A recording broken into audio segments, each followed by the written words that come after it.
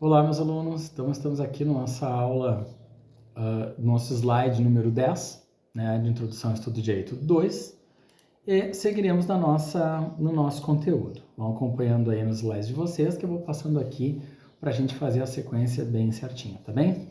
Então, nós estamos falando sobre elementos da relação jurídica, terminamos falando sobre relação jurídica na aula anterior. Então, entre relação jurídica, nós temos alguns aspectos a serem considerados. Vamos falar sobre sujeito ativo, sujeito passivo, vínculo de atributividade e objeto. Então, o fato e a norma jurídica que alguns autores, então, colocam como elementos são antes pressupostos da existência da relação jurídica. Então, a partir da existência da relação jurídica, nós temos alguns fatores a serem observados, os quais nós vamos descrever alguns deles aqui. Então, começaremos falando sobre os sujeitos, então, da relação jurídica. Então, entre essas características das relações jurídicas, né, há uma chamada, o que nós chamamos de alteridade. A alteridade, inclusive, é um conceito filosófico interessantíssimo, que tem uma amplitude muito grande, o qual, inclusive, gosto muito de estudar. Mas aqui, quando nós falamos de alteridade, nós relacionamos isso à relação do homem para o homem, tá?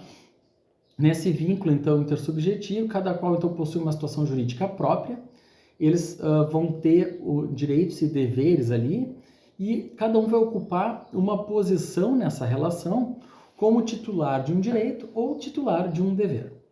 Então, nós denominamos, então, situação jurídica ativa, a que corresponde, então, à posição do agente portador de direito subjetivo. E situação jurídica passiva, é a pessoa que está demandando e está botando em marcha um direito para que ele tenha um efeito frente à outra parte. E partes são justamente a pessoa, o conjunto de pessoas que vão compor essas relações dentro dessas posições que nós estamos vendo, certo? E a partir daí nós vamos distinguir esses participantes nessa relação, e nós temos também o terceiro, que são pessoas alheias ao vínculo jurídico, mas que podem, de alguma maneira, participar no que vocês vão ver mais adiante também. Então, nós denominamos esse sujeito ativo a pessoa na relação que ocupa uma situação jurídica ativa, tá? Então, é o portador de direito subjetivo, aquele que usa aquele direito que está à sua disposição, um direito subjetivo, onde ele escolhe colocar em marcha ou não, e tem o poder de exigir, então, desse sujeito passivo, então, o cumprimento desse dever jurídico que ele vai ter que prestar. Como a maioria das relações jurídicas, as duas partes têm direitos e deveres entre si. Então, o sujeito ativo é o credor dessa prestação, né, o credor principal dessa demanda, e o sujeito ativo é o sujeito ativo ou titular de direito, né, e ele é a pessoa natural ou jurídica, é a pessoa que está demandando naquela relação, tá? O sujeito passivo é o elemento que integra a relação jurídica como aquele que vai receber a obrigação de uma conduta ou uma prestação a favor do sujeito ativo que pediu aquela situação ali, aquela demanda, certo? O sujeito passivo, então, é responsável pela obrigação principal, ele que é a obrigação principal, que é o que estaria faltando dentro da lide, é exigida pela parte ativa, a parte passiva é responsável pela prestação dessa obrigação principal que supostamente estaria faltando na relação jurídica que estamos falando. Sujeito ativo e passivo apresentam-se, então, sempre em conjunto, né, nessas relações, e um não pode existir sem o outro, do mesmo modo que não pode existir um direito sem um dever. Então, nós já colocamos aqui por terra a ideia de que a nossa Constituição, por exemplo, ela garante direitos. Ela fala direitos, ela não fala de obrigações, ela fala de direitos. Mas para cada direito existe uma obrigação. Então, essa ideia de que a nossa Constituição não fala sobre a nossa Constituição não fala sobre obrigações, isso é uma falácia, é uma carência de interpretação um pouco mais profunda de como o nosso ordenamento se organiza, né? Então, para cada direito existe uma obrigação, então não precisa estar explicitamente escrito obrigação, mas direitos, né, corresponde a uma obrigação. Então, a relação jurídica que envolve apenas duas pessoas é denominada assímples, e a que existem mais pessoas, ela é plurilateral, tá? A relação onde mais de uma pessoa, então, se apresenta numa relação jurídica passiva ou ativa. Quanto aos sujeitos, então, nós temos ainda os sujeitos, as relações podem ser relativas e absolutas, certo? A relativa é aquela onde uma pessoa, um grupo de pessoas, figura como sujeito passivo, tá?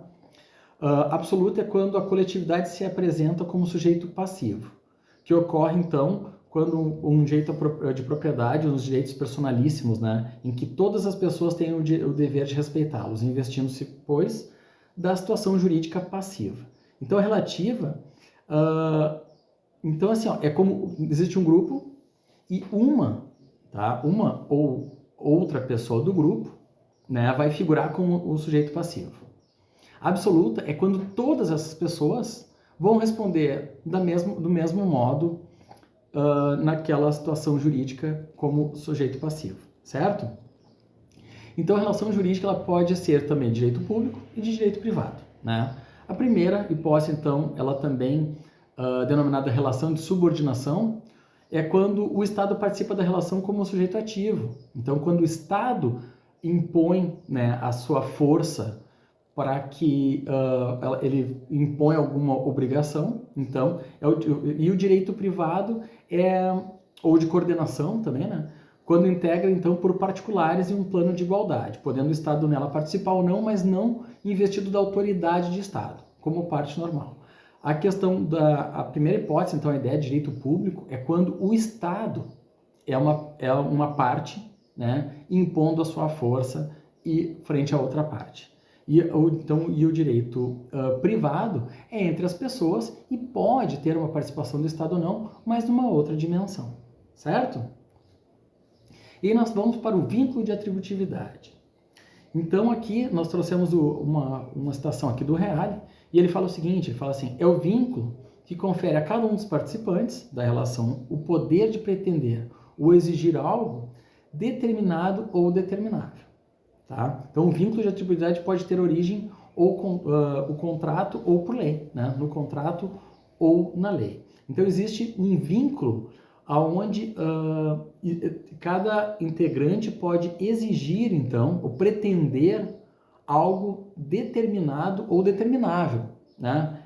Esses pormenores vocês vão ver principalmente na cadeira de quando vocês forem aprender contratos, que é bem interessante. Porque apesar desde o contrato de trabalho, desde o contrato de compra e venda, existem limites contratuais que nós temos que obedecer, né? Mas existe uma liberdade para escolher também alguns limites ali. E é muito interessante, é justamente isso. Existe algo determinado ou determinável dentro desse vínculo de atributividade. Então nós falamos agora um pouquinho sobre objeto, certo? Então o vínculo existente na relação jurídica está sempre em função de um objeto. As relações jurídicas são estabelecidas visando um fim específico. Na verdade, as questões jurídicas sempre buscam uma finalidade para que algo aconteça. O judiciário entra em marcha quando existe algum ruído ali, algum problema, e aí o judiciário é acionado para que ele resolva e tome uma decisão e imponha uma coerção para que a atitude seja feita, né? Para que algo chegue ao seu fim específico. Então, é justamente então as relações jurídicas que são estabelecidas para um fim específico. A relação jurídica criada pelo contrato de compra e venda, por exemplo, então tem por objeto a entrega da coisa. O contrato de compra e venda ele é feito para morrer, né? Ele é feito para chegar a um fim. Para ser cumprido, a compra e venda acontece, ocorreu, finalizou e aquele contrato acabou. Ele é feito para terminar, certo? Quando existe algum problema e ele não é cumprido e ele não é terminado, aí existem outras opções jurídicas para impor a finalidade a qual ele foi feito. Então, enquanto contrato de trabalho, então o objeto é a realização do trabalho, né? É sobre o objeto que recai a exigência do sujeito ativo e o dever do sujeito passivo. Então existe um contrato de alguém pedindo algo e alguém que entrega algo dentro do contrato. Outros juristas, então, também fazem uma distinção, né, objeto de conteúdo na relação jurídica.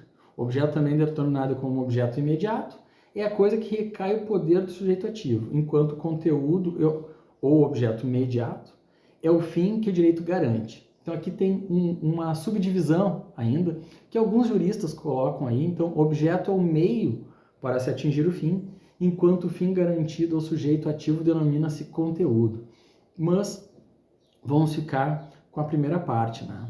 Então ainda tem outros pensadores aí. Então, Flósculo da Nóbrega fala assim, na propriedade, o conteúdo é a utilização plena da coisa. Então nós temos o conteúdo, né, que é a utilização plena da propriedade.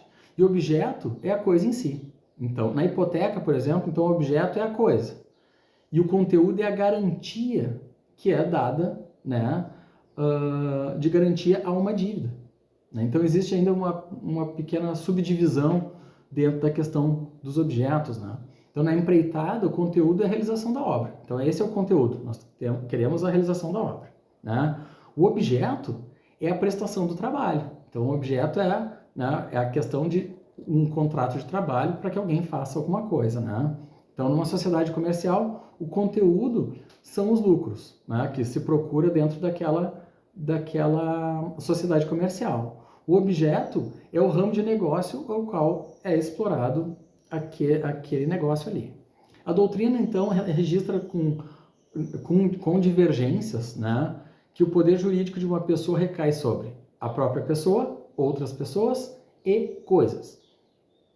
Quanto à possibilidade de um poder jurídico incidir sobre a própria pessoa, aí existe divergências fortes. Alguns autores rejeitam, dizendo que a alegação de que não é possível, do ponto de vista da lógica jurídica, a pessoa ser ao mesmo tempo sujeito ativo e objeto da relação, mas a partir do momento que nós entendemos que o direito tem uma dinâmica tão forte e inovações tão constantes, não é possível também que a gente rejeite completamente essa possibilidade, né?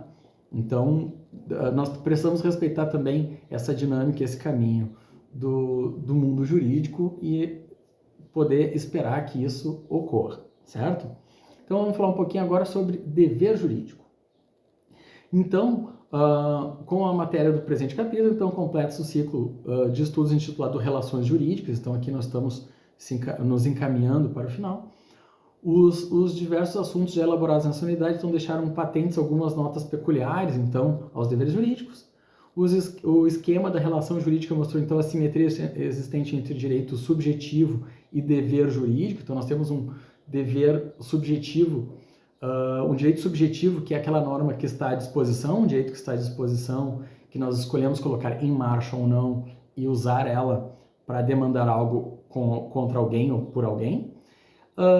E o dever jurídico, que é uma ideia de uma imposição de uma conduta frente a algo. Sobre os liames da lei, né? Então nós temos essa ideia de direito subjetivo e dever jurídico, né? Então, dever jurídico é aquela obrigação que nós temos de tomar uma atitude dentro de uma normatividade. Então foi destacada também, né, a correlação essencial que envolve o direito e dever, pela qual um não existe sem o outro, né? Então, aspecto esse que não havia escapado ao apurado senso jurídico lá dos romanos já, né? Então, o direito e a obrigação são termos correlativos. Então, essa ideia de que a nossa Constituição não fala de deveres, agora vocês já sabem que não é bem assim, né? Então, na verdade, todo direito tem um dever, são correlativos. O que vai dizer, então, numa linguagem mais figurada, né? Que são dois lados da mesma moeda, inclusive eu coloquei lá no texto de vocês. Enquanto, então, o direito subjetivo expressa sempre um poder sobre algum bem oponível a outrem, o dever jurídico impõe ao seu titular a sujeição àquele poder. Então aqui nós temos já uma definição mais simples, rápida, de muitas coisas que nós falamos anteriormente. Então olha só, o direito subjetivo, ele é a expressão de um poder que nós temos e que é oponível a outrem, que tu escolhe colocar em marcha ou não, frente a um dever jurídico, e que esse dever jurídico, sim, aí sim, impõe ao titular a sujeição àquele poder. Então, o direito subjetivo tem uma faculdade, uma opção, e a sujeição a um poder, a uma obrigação, daí vem do dever jurídico, certo? Se do ponto de vista do interesse individual, o direito subjetivo se revela mais importante do que o dever jurídico, porque oferece o benefício do titular, né, no plano da teoria do direito, não há qualquer prevalência. O direito subjetivo, na verdade, é aquele direito que está à tua disposição. Não sabe se tu vai usar ou não. Por exemplo, todos nós temos o direito a uma indenização se alguém danificar algo que é nosso. Nós temos esse direito.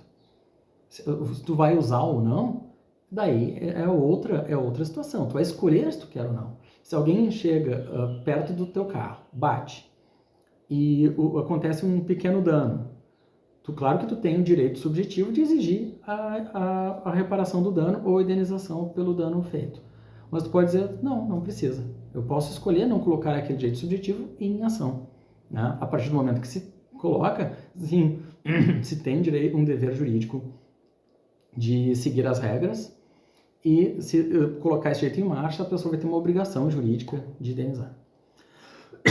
Desculpe. Ambos, então, decorrem de um mesmo acontecimento, cujos efeitos são definidos por lei e participam em conjunto de uma relação jurídica. De novo, são relações interpessoais e o dever jurídico, a obrigação jurídica e o direito subjetivo acontecem entre essas partes nas relações sociais. Conceito de dever jurídico. Às vezes empregamos, então, distintamente, né, o termo dever jurídico e obrigação. Embora o primeiro apresente, então, um sentido mais amplo e genérico que o segundo, aquele se aplica a qualquer relação jurídica, tá, para expressar uma conduta exigida. Quanto ao vocábulo obrigação, diz respeito aos vínculos do conteúdo patrimonial, né, como os existentes nos contratos. Então, o dever jurídico é uma imposição normativa de que nós nos comportemos de alguma maneira, que a gente tome uma certa conduta.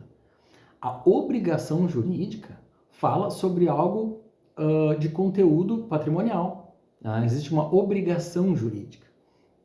Então aqui, só há dever jurídico quando há possibilidade de violação de uma regra social. Então nem tudo é dever jurídico.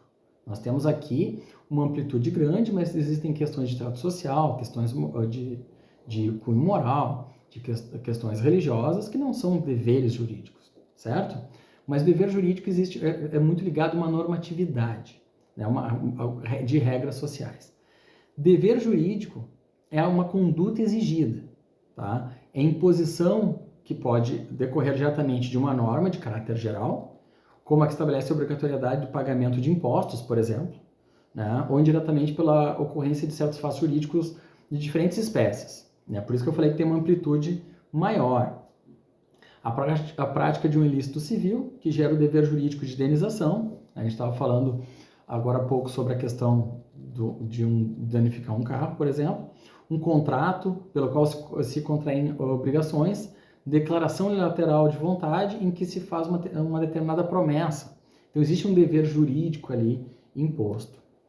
Então, trouxe aqui a citação de alguns autores para vocês. Então, o dever jurídico se baseia pura e exclusivamente na norma vigente, consiste na exigência que o direito objetivo faz a determinado sujeito para que assuma uma conduta a favor de alguém. Então, nós temos um dever jurídico de seguir um caminho, seguir uma regra, certo? O jurista deve distinguir, então, o dever da natureza jurídica, importante. Então, o juiz deve distinguir o dever da natureza jurídica que nasce da incidência de regras do direito sobre as relações da nossa vida, dos deveres morais derivados das regras de trato social e também das questões religiosas. Nós precisamos cuidar para não invadir áreas de autonomia do homem com a ideia de dever jurídico. Isso é muito importante para proteger justamente as liberdades. Então, muitas vezes, a coincidência de disposição entre as diferentes espécies de deveres, né, a obrigação de não matar é ao mesmo tempo jurídica, moral, social e religiosa, né, mas, mesmo dentro de uma sociedade onde os conceitos de pessoas da nossa sociedade que não têm um conceito de moral apropriado, que não tenham uma noção social apropriada, ou que não tenha um vínculo religioso, o não matar vai estar lá. E ele é uma regra do nosso ordenamento jurídico como base social. E mesmo que uma pessoa não acredite em nada disso e respeitar essa regra, ele vai ser um cidadão que vai estar de acordo com as regras jurídicas daquela sociedade. Outras vezes, o dever é apenas um caráter jurídico, como de participar das autoridades fiscais, mudança de endereço, por exemplo. Então, informar mudança de endereço e questões mais formais. Então existem a ideia de dever jurídico em várias esferas e é preciso cuidar até que limite ele alcança. Quanto ao conceito de dever jurídico, a doutrina registra duas tendências. Uma que identifica como dever moral e a outra que situa na realidade da natureza estritamente normativa. A primeira é mais antiga, então ligada à ideia de direito natural e algo ancestral do homem. Modernamente, né, a ideia de obrigação moral ela acaba se desfazendo, de certa maneira, porque o direito ele é muito ligado a uma questão prática da sociedade, porque nós não podemos tomar decisões moralistas dentro do direito. Então, aqui, alguns autores colocam a necessidade moral de fazer ou omitir o necessário para a existência de uma ordem social. Então, alguns autores ainda falam sobre isso, né, isso através da história, mas a tendência moderna é muito mais ligada à ideia mais positivista do Hans Kelsen, que identifica, então, o dever jurídico como expressões normativas do direito objetivo. A ideia é que está posta, né? Então, o dever jurídico ligado àquilo que existe uma normativa já determinada. Então, o dever jurídico não é mais que a individualização, a particularização de uma norma jurídica aplicada a um sujeito, né? Então, hoje o dever jurídico ele é muito mais ligado a uma ideia normativa, tá? Que está dentro da nossa composição social, mas ele tem uma normativa que o determina, certo? Com muita ênfase, então, outro autor aqui, o Ricardo Seixas, então, expressa essa mesma opinião. O dever jurídico se funda única e exclusivamente na existência de uma norma de direito positivo que o impõe. É uma entidade pertencente estritamente ao mundo jurídico. Então, modernamente, começou a escapar essa ideia do direito ligado à moral e à religião e às questões de trato social, ele é muito mais ligado a uma ideia normativa, certo? Nós temos valores ainda de direito natural que impregnam a nossa Constituição com valores que nós consideramos importantes, né? Mas eles são normatizados e estão positivados ali. Outro autor traz a situação do dever jurídico em termos de liberdade, né? Então, ele definiu como a restrição da liberdade exterior de uma pessoa derivada da faculdade concedida a outra ou outras pessoas, de exigir da primeira certa conduta positiva ou negativa, porque tem uma exigência que pode ser que ela tenha que ser positiva de avançar e negativa de restringir, né? Então, nós temos essas conexões com a questão de liberdade dentro do dever jurídico. Então, o dever jurídico nós temos agora o contratual e o extracontratual, certo? Contratual é o dever decorrente, então, de um acordo de vontades, cujos feitos são regulados em lei. As partes atendendo, então, os interesses, né, vinculam-se através de um contrato, onde define os direitos e deveres. Então, é uma liberdade que essas partes têm de fazer uma pequena legislação onde definem o que eles vão contratar, o que eles vão entregar, os prazos, enfim, os valores. Então, o dever jurídico contratual pode existir a partir da celebração do contrato ou do prazo determinado pelas partes, podendo sujeitar-se à condição suspensiva ou resolutiva. Então, existe uma questão que pode suspender, né, e resolver também aquele contrato. O dever jurídico extracontratual, também denominado de obrigação aquiliana, tem por origem uma norma jurídica.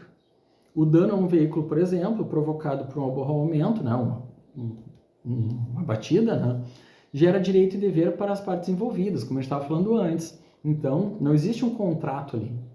Mas a partir do momento que acontece esse fato entre essas partes, vai existir uma obrigação a ser resolvida ali, extracontratual. Dever jurídico positivo e negativo.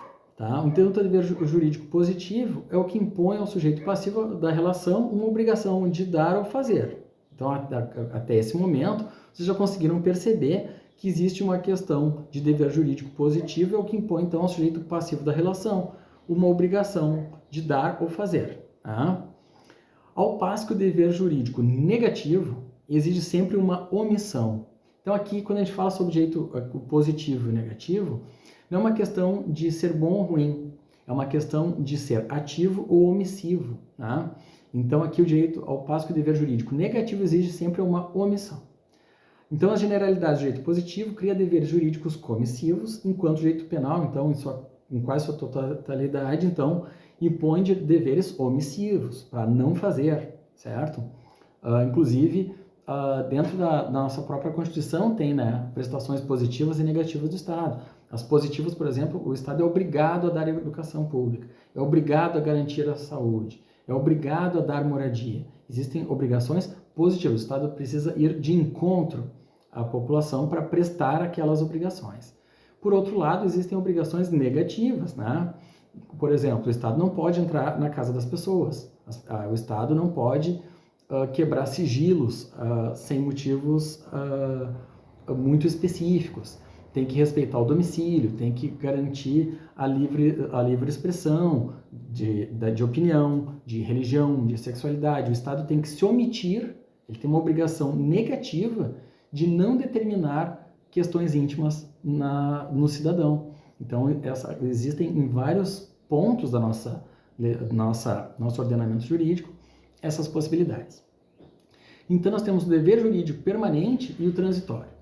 Então, nos deveres jurídicos permanentes, a obrigação não se esgota com seu cumprimento, né? Há relações jurídicas que irradiam permanentemente deveres jurídicos. Os deveres jurídicos penais, por exemplo, são interruptos, eles são constantes e aqueles deveres ali são permanentes.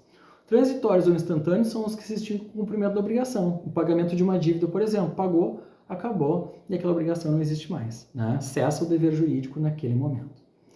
Então, dever jurídico e efetividade do direito. Aqui nós temos uma questão da efetividade, que é um assunto muito interessante, né?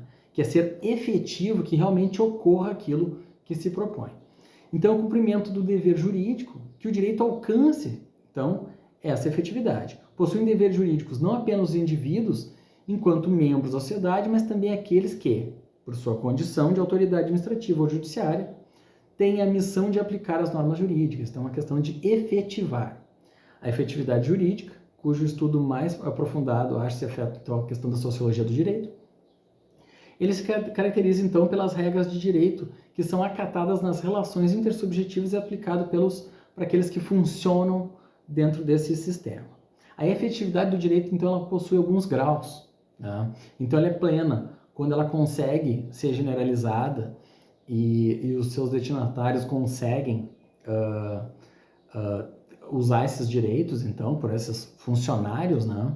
É relativa, então, quando, ao mesmo tempo, uma parte numerosa de indivíduos ou funcionários desvia sua conduta das prescrições legais e outra parte obedece, e nula quando não se consegue obter esse caminho de maneira satisfatória nem minimamente. A efetividade do direito ela é muito interessante ser estudada, porque quando se estuda uma proposta legal, quando se vê uma norma, uma lei, eu preciso entender o que se buscou efetivar naquele sentido. Porque quando essa proposta legal ela entra dentro dos mecanismos jurídicos que precisa ser interpretado dentro de tribunais e dentro do mundo jurídico, é extremamente importante perceber se ela alcançou aquilo que ela buscou. Porque efeitos na vida das pessoas, algum tipo de efeito, sempre vai existir. Eu preciso entender se a proposta legal, daquilo que ela defende, foi alcançado. Simplesmente ela cumprir a sua marcha e tomar uma decisão pode não ser justa. Ela precisa ser efetiva e justa. E a partir daí, essa interpretação ganha uma relevância ainda maior. Certo, meus amigos? Então, aproveitem as aulas, façam os exercícios lá, que em seguida a gente conversa de novo no nosso próximo capítulo. Estamos chegando no final, preste atenção aí e a gente vai seguindo, tá bem? Um abraço, tchau!